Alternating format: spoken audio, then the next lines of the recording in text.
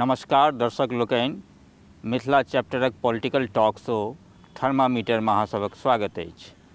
एहि कार्यक्रम में हमसब देश विदेश, अपन मिथिला, अपन माटि पानि, अपन बिहार सभक राजनीतिक घटनाक्रम पर राजनीतिक विमर्श पर चर्चा करब आ संगहि हमसब विश्लेषण सेहो करब जे एहि घटना से एहि राजनीतिक परिप्रेक्ष्य में हमर मिथिला पर, हमर बिहार में की सब प्रभाव पड़ि सकैत अछि। तऽ आजुक कार्यक्रम में हम दिल्ली एमसीडीक चुनावक बहाने जे हमर मैथिल समाज अछि मिथिला में, जे यमुना पारक इलाका में हमर मैथिल समाज अछि, हुनक दशा दिशा केना बदलतै दिल्ली एमसीडी चुनाव के बाद, और हुनक सब मांग की सब पॉलिटिकल पार्टी एड्रेस कऽ रहल अछि, एहि पर हमरा सब संग चर्चा करै लेल आइ उपस्थित छथि हमर सबक मिथिला आवाजक समन्वय संपादक सच्चिदानंद सच्चू जी। धन्यवाद। हुनक स्वागत अछि। धन्यवाद। तऽ हम एहि कार्यक्रम के शुरुआत में सबसे पहिने ई बता दी कि दिल्ली एमसीडी के चुनाव होबे वाला अछि। सब राजनीतिक पार्टी अपन अपन कैंपेनिंग शुरू कऽ देने छथि, भाजपा, आप, कांग्रेस। ओना मुख्यतः चुनाव दू पार्टी के बीच अछि। कांग्रेस तऽ एखन सीन में नहि अछि, मुदा हम अपन गेस्ट से पूछऽ चाहब जे एहि राजनीतिक परिप्रेक्ष्य में अहाँ की देखैत छियै कि भाजपा और आप के बीच फाइट छै, कि तेसर जे पार्टी छै कांग्रेस, ओकरो कोनो संभावना नजर आबैत अछि? अखन तक जे परिदृश्य बनल छै ताहिमे तऽ कांग्रेस के अखन तक दूर दूर तक कोनो संभावना एहन नहीं देखा रहल छै। लेकिन आम आदमी पार्टी वर्सेस भाजपा जे छै से चुनाव भऽ रहल छै आ ई क्लियर जे छै से छै, एहिमे कोनो मीन मेख नहीं निकालल जा सकैया। आ दोसर बात अहाँ कहलिए जे एमसीडी चुनाव में जे छै से मैथिल भाषी मिथिला के जे लोक सब छै तकर की हमरा सब लग लिस्ट आयल छलै, और लिस्ट में जे छै से बहुत मुश्किल से हमरा नहीं बुझाइए जे कोनो कैंडिडेट एहन मैथिल जे छै से एखन चुनाव हाँ, ई बड़ा आश्चर्य के बात है जे यमुना पारक इलाका छै या जे मैथिल इलाका छै, किरारी, बुरारी, इमहर मयूर विहार तरफ पटपरगंज, ओहो सब इलाका में मैथिल कैंडिडेट कोनो राजनीतिक पार्टी नहीं छै। जहन कि दिल्ली एनसीआर क्षेत्र में मैथिल बहुत बेसी संख्या में छथि। दिल्ली के विकास में जे छै से मैथिलक जे छै से बहुत महत्वपूर्ण योगदान रहल छै। बिल्कुल। तकर बादो जे छै से राजनीतिक स्तर पर जे छै ई उपेक्षा जे छै से कतौ ने कतौ अखरै छै। बिल्कुल, राजनीतिक उपेक्षा भऽ रहल अछि। एहि बहाने हम कहब जे अहाँ देखबै कि तमाम राजनीतिक पार्टी जे छै, चाहे वो भाजपा हुए चाहे आम आदमी पार्टी हुए, वो मिथिलांचल के एकटा टर्म छै पूर्वांचली, ओहिमे रिड्यूस कऽ दै छै। तऽ ई पूर्वांचली वाला राजनीति की छै, तकर कनि खुलासा करियौ। जे कहै छथिन ई सब तऽ पूर्वांचली, हमसब तऽ पूर्वोत्तर बुझै छलिए। पूर्वोत्तर माने जे छै से नॉर्थ ईस्ट जकरा कहै छै, असम, मणिपुर, नागालैंड, ई सब भेलै। ई एकटा पूर्वांचली शब्द निकालने छथिन जे यूपी के पूरब आ तकर बाद ओहिसँ लागल बिहार, झारखंड, ई सब जे छै से लऽ लेने छथिन। तऽ हिनकर सबक एकटा अपन मानब छनि जे ई हिंदी पट्टी के लोक छथि। जहन कि हिंदी पट्टी की होइ छै से हम नहीं बुझै छी, हिंदी पट्टी की होइ छै ई वएह सब बतेता। एहिमे हमर सबक अथियो अछि। लेकिन ई एकटा जे छै से बहुत बड़का हमरा ई उपेक्षा बुझाइए जे मैथिल संगे, मैथिली भाषी संगे, आ खास कऽ के मैथिली भाषी संगे जे नहीं, ओ हम जे कहै छी समस्त बिहार के जे लोक एतऽ रहै छथि हुनका सब संगे कतौ ने कतौ उपेक्षा कयल गेलैए जे एमसीडी चुनाव। हाँ बिल्कुल, राजनीतिक उपेक्षा भेलै है मिथिला के संगे। और मैथिल समाज जे एतऽ बसल अछि पिछला मतलब 3-4 दशक से, 3-4 दशक की कहबै, शुरुआते से जहिया मतलब दिल्ली जे मैथिल हमसब बसल छियै तऽ ओकर जे अस्मिता छै, मैथिल अस्मिता छै, ओकर जे राजनीतिक पहचान छै, आइडेंटिटी छै, ओकरा संग एकटा विश्वासघात सेहो भेलै। जे हम जेना देख रहल छी जे जेना महाबल मिश्रा, दिल्ली के शायद कतौका विधायक छलाह महाबल मिश्रा, उनको कांग्रेस में उपेक्षा भेलनि। वो काल्हि आम आदमी पार्टी ज्वाइन कयलनि, संभवतः दिल्ली एमसीडी चुनाव में वो ठाढ़ हेता। तऽ महाबल मिश्रा एकटा मतलब मैथिल समाज में एकटा डायनामिक कैंडिडेट मानल जाइ छै, राजनीतिक कैंडिडेट। तऽ उनक जे ई मतलब की कहै छै दल बदल जे भेलै, ओकरा अहाँ कोन अंदाज में देखै छियै? देखियौ, कांग्रेस उदासीन छै। जहिना अहाँके एखन एमसीडी चुनाव में बहुत हमरा नहीं बुझाइ जे कांग्रेस रुचि लऽ रहल छै। तऽ तहिना सेम अहाँ गुजरातमे एखन विधानसभाके चुनाव चलि रहल छै, ओहिठाम देखियौ तऽ हमरा नहीं बुझाइ जे कांग्रेस जे छै से पूरा तटस्थताके संगे जे छै से लड़ि रहल छै, जहन कि ओतौ बहुत स्थानीय स्तर पर एहन मामला सब छै जकरा उछालल जा सकैए, उठायल जा सकैए, आ ओ मुद्दा सबके उठेला से जे छै से कतौ ने कतौ भाजपाके परेशानी भऽ सकै छै।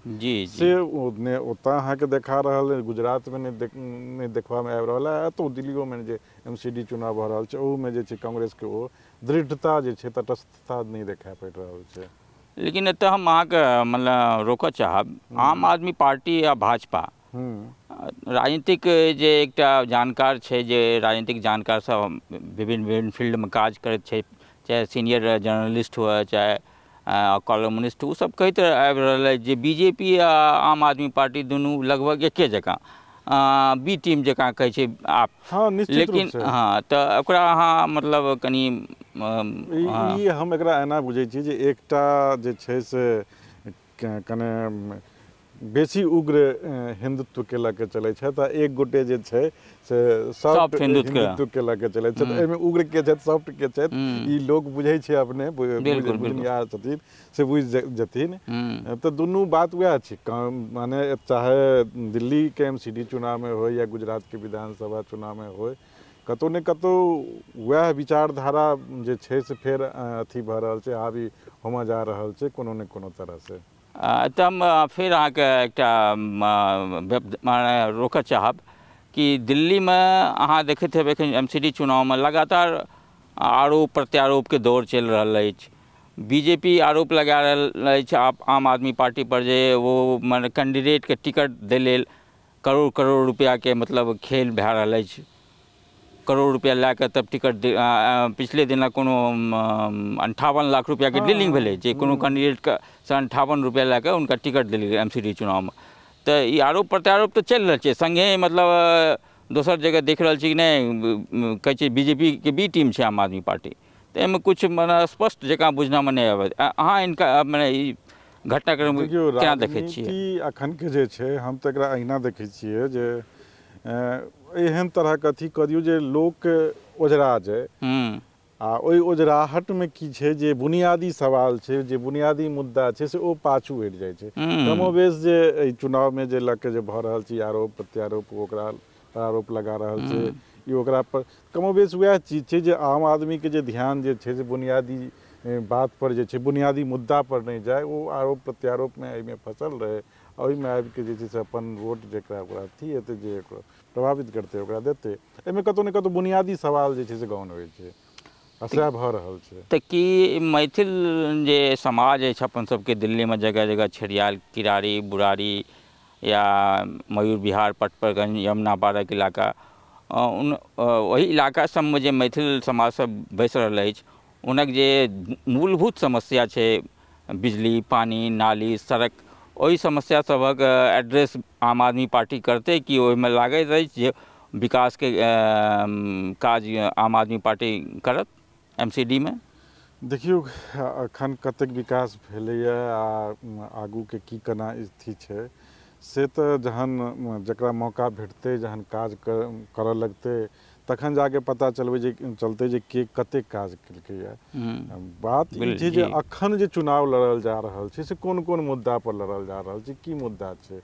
अहाँके जहन मैथिलीयेवासी क्षेत्रके बात केलियै यऽ, तऽ ओहि क्षेत्रमे ओहन लोक मैथिल कैंडिडेट होइके मतलब ई होइ छलैए जे ओ बेसी ओहि क्षेत्रके, ओहि लोकके बात बुझि सकै छलखिन हेँ, तहन जे जाके जे छै से ओकर विकास कऽ सकै छथिन। MCD चुनाव तऽ आमतौर पर बिजली, पानी, नरक, नाली, सड़क एहि सब पर लड़ल जाइत अछि। निश्चित रूप से एहिमे तऽ कोनो मतलब बड़ा विकासके दावा तऽ नहि करल, तऽ ओहि विकासके तऽ बड़ा दावा अहाँ नहि कऽ इलाका सकै छै। देखबै सकरपुर, उमहर शहादरा देश देखबै, बहुत रास जे झुग्गी झोपड़ी छै, झुग्गी बस्ती छै, पुस्ताके इलाका देखबै, ओ सब इलाकामे एखन तक विकासके मतलब कोनो दूर दूर तक अहाँके नजर नहि आयत। लोकतंत्रमे तऽ वएह होइते छै ने, जे बहुत तरहक चुनाव होइ छै, आ हर चुनावके जे छै से अपन अपन एकटा भूमिका छै, एकटा उद्देश्य छै, चाहे ओ MCD के चुनाव होय कि पंचायतके चुनाव होय कि विधानसभाके चुनाव होय, सबके कोनो ने कोनो एकटा अथी रहै छै।